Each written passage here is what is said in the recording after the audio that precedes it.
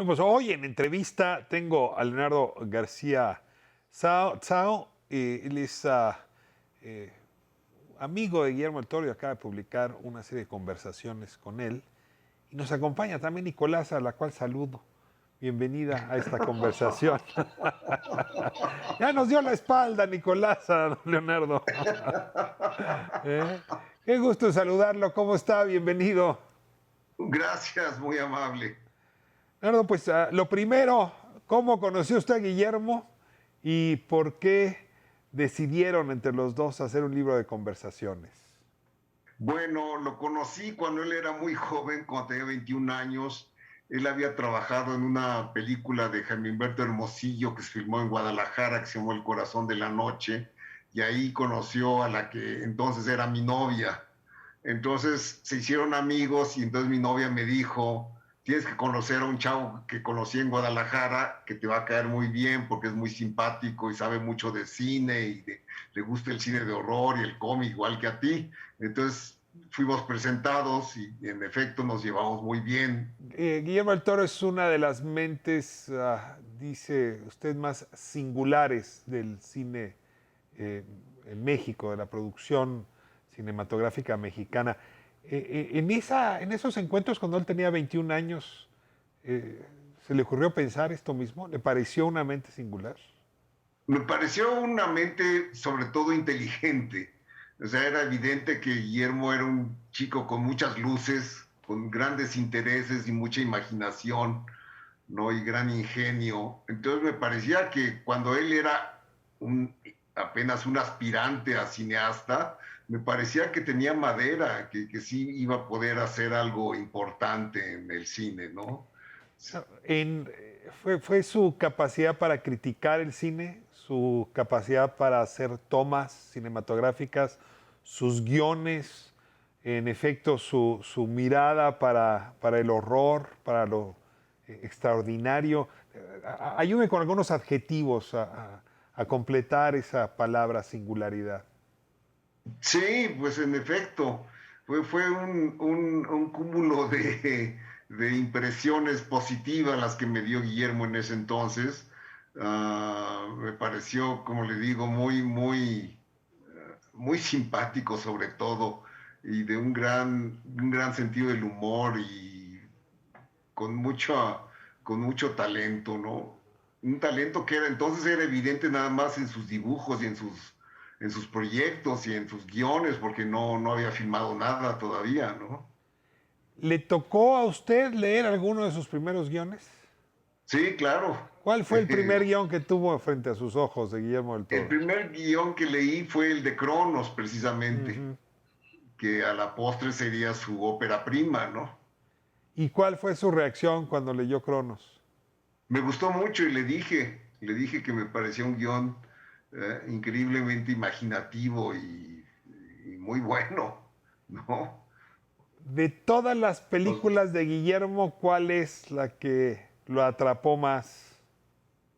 Yo creo que el laberinto del fauno, a Ujú. pesar de que me gustan mucho otras, el laberinto del fauno me parece que es su punto mayor de, bueno, fue cuando él encontró una madurez emocional, ¿no? Es una película muy emotiva y es una película que me conmueve mucho y sí es, creo que mi favorita.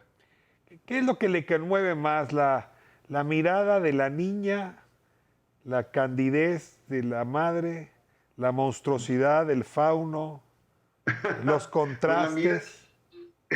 la mirada de la niña sobre todo, ¿no? El personaje de la niña es muy conmovedor, sobre todo por cómo enfrenta lo fantástico y cómo trata de adecuarlo a su realidad, ¿no? Hay un énfasis Del Toro en los personajes. Sabe construir personajes que es difícil sacarse no solo de la cabeza, sino del corazón. Tiene desde luego Exacto. otros talentos, su fotografía es espectacular, en fin, la escenografía, el maquillaje que ha utilizado en sus distintas películas. Ahora pensaba en las formas del agua, pero incluso en esa última película, el personaje se le mete a uno al cuerpo y no se sale. ¿Cómo, ¿Cómo lo logra, según su comprensión del amigo de Guillermo del Toro?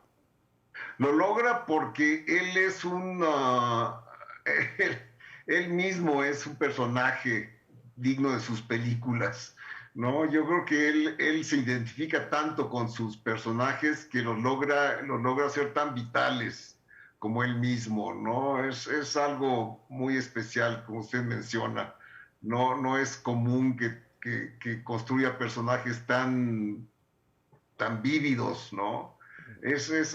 Incluso cuando escribe los guiones, él escribe como una historia, una biografía de cada personaje, que es como casi un cuento corto de cada personaje, ¿no? Entonces todos tienen una vitalidad que va más allá de lo que hacen en pantalla.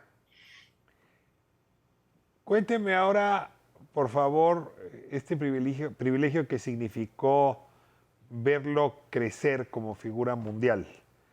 Es Eso entrañable para es un amigo, pues ver cómo de alguien que cargaba cables, ¿no? En su primera película, pues se vuelve a un personaje entrañable y muy querido por la industria cinematográfica internacional.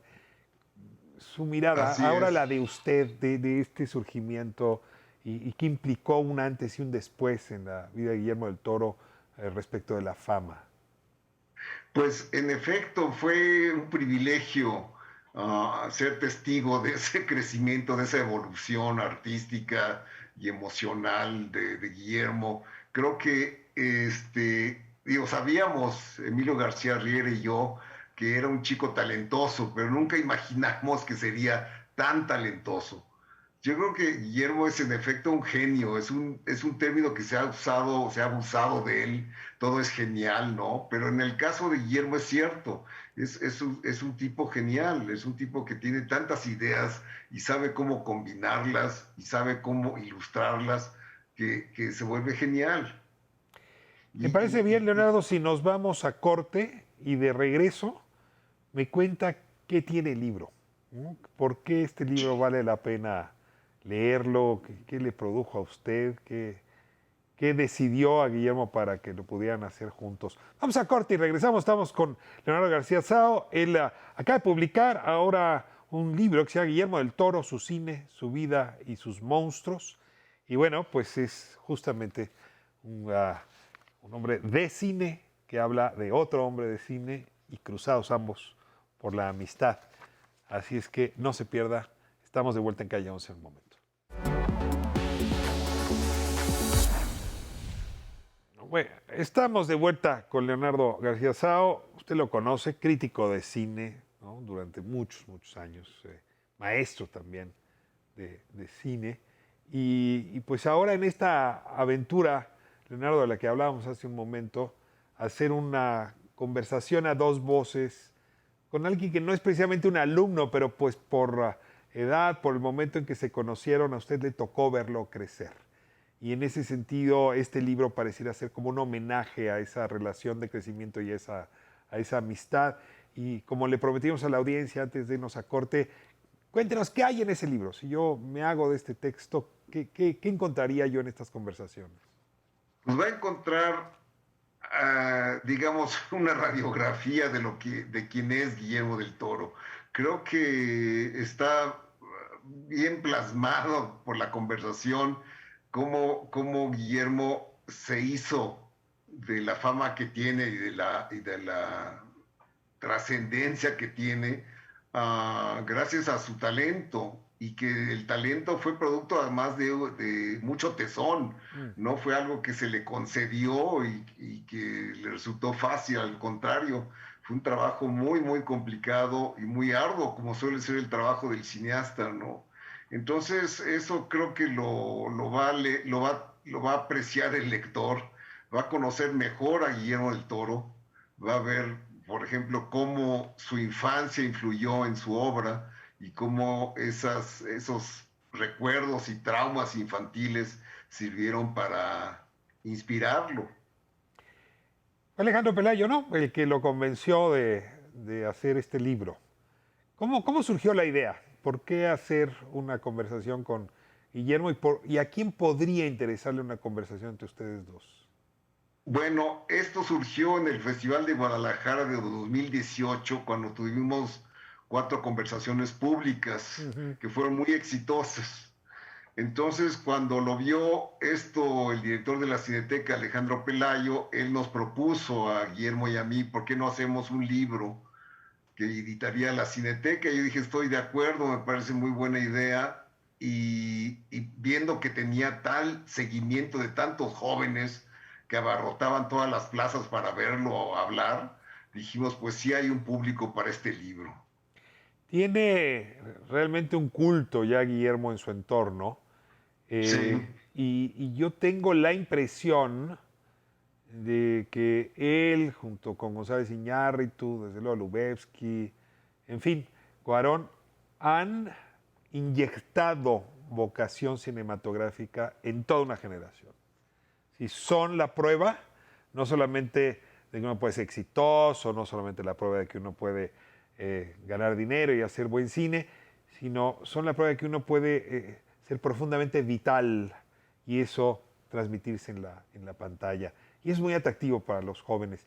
Cuéntame un poco de estos muchachos, de estas chicas que se han arrojado a esta vocación gracias a la generación a la que pertenece Guillermo del Toro.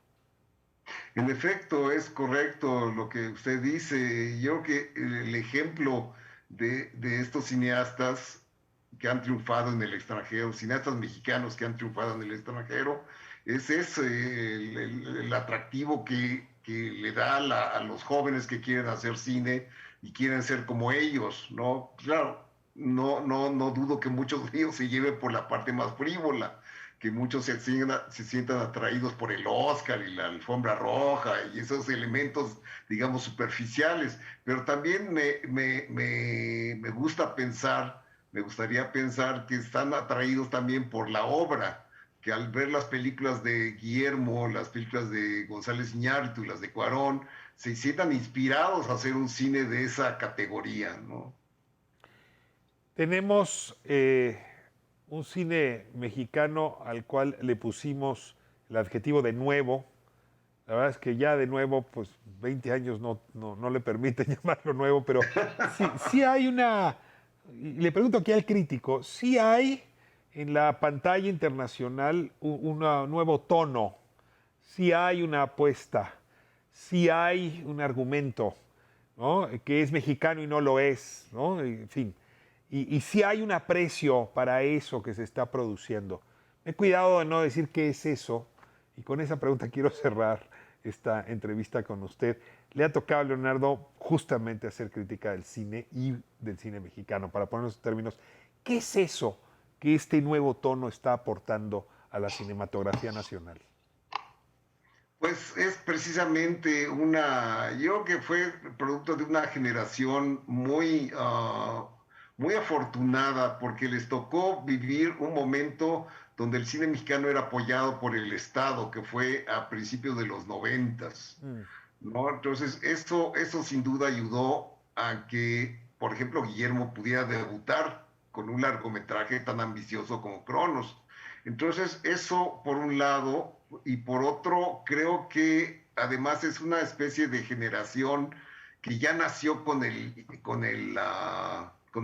lenguaje cinematográfico metido en la cabeza, ¿no? No tenían que aprenderlo. Creo que es la primera generación que se crió con la televisión, con el cine, con el cómic, con la computadora. O sea, todo al mismo tiempo dio un resultado fantástico, ¿no?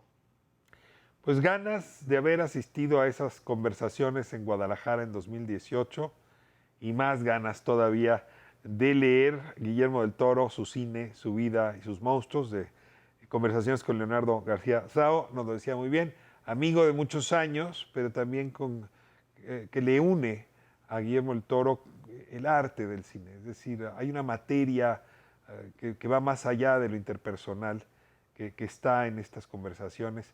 Así es que, Leonardo, pues lo compraremos pronto y gracias por esta oportunidad que nos ofrece aquí en Calle 11 de conversar con usted. Al contrario, muchas gracias. Ha sido una entrevista muy agradable. La he disfrutado mucho.